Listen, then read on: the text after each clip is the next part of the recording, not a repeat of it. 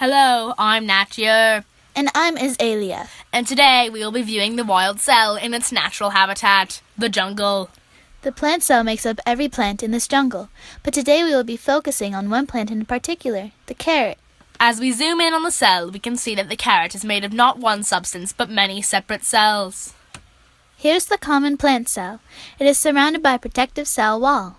This cell wall is rigid and gives the cell its signature geometric shape. It is composed of cellulose, which is largely why plants contain fiber. The cellulose is difficult to break apart, so plants with thick cell walls are largely only eaten by creatures such as goats, cows, and sloths. This is the cytoplasm. It is a liquid called cytosol that every organelle floats in. It is made up of lots of water and floating protein molecules that have lost their way. This large balloon-like organelle is called a vacuole.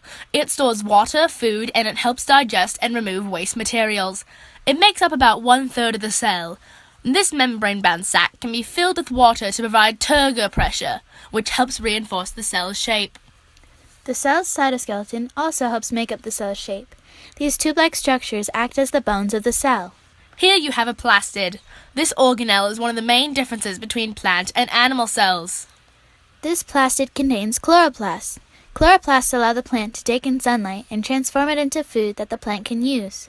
They release oxygen as a byproduct of this process, which is a good way to clean the Earth's atmosphere.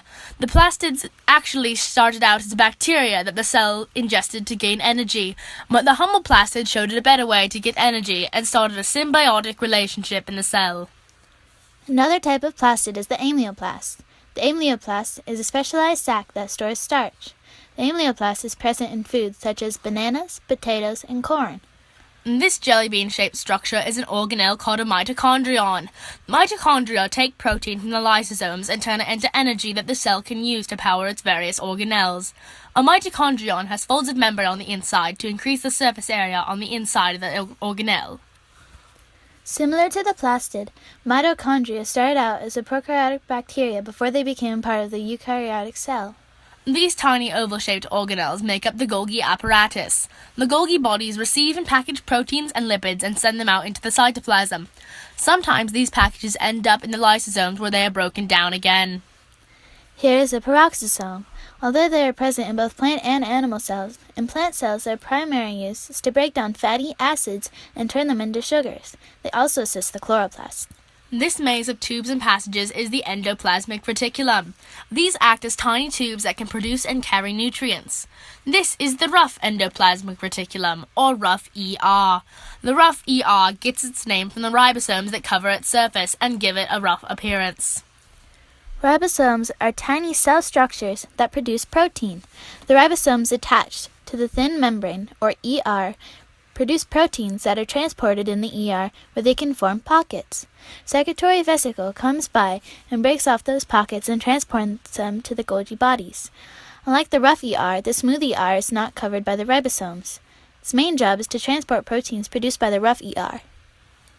The secretory vesicles pick up proteins from the rough ER and take them to the Golgi apparatus, where they are packaged to be released outside the cell. It leaves the Golgi body and connects with the membrane of the cell and releases the proteins. And here is the nucleus, the control center for the cell. It's wrapped in a thick protective membrane that controls what gets in or out of the nucleus. Its surface is covered in nuclear pores that can expand and contract to allow proteins in and out of the nucleus. Inside of the nucleus is a massive genetic material known as chromatin that helps make up chromosomes. The material is composed of DNA, RNA, and proteins. Through the sea of chromatin, we can see the nucleolus. This spherical structure is the part of the nucleus in charge of creating ribosomes, but of course each cell has its weakness. And the only real enemy for flora is fauna. But each cell is only one of many. And with each cell working together, we can accomplish marvelous things. Plants can grow new leaves, people can walk and talk.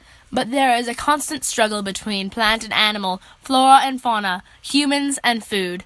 And in this case, fauna wins.